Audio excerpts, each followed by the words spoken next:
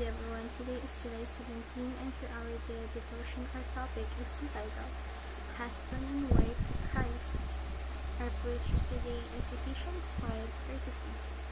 However, each one of you also must love his wife as he loved himself, and the wife must respect her husband.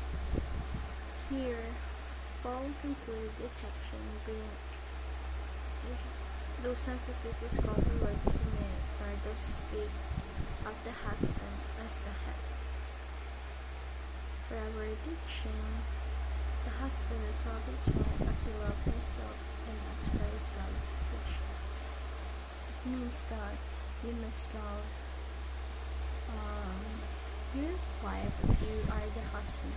You must love your wife and give them all the love that you can give, just like Christ loved the church so much. The church is the foundation of us to learn and glorify God. The wife must respect her husband, to submit to him just as the church submit to Christ. As a wife, you must respect your husband in position, perception, and different aspects in your life. You must submit to him. We must not submit to him in the negative term, but as Christ, as church submit to Christ, as we, the member, the church, to continuously following the command, the promises of Christ.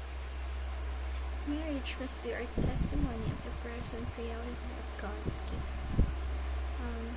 Become marriage to one another must become our testimony that we can and we will present to other people, for them to know the reality of how God made the two of you to become together. For our application, husband, be Jesus to your wife. The husband must become like Jesus to their wife, because Jesus is love, and loving your wife continuously due to good marriage and good relationship with Christ. Wife, be the church, submit to your husband. We must become a church, like a church that continuously submitting to the Lord.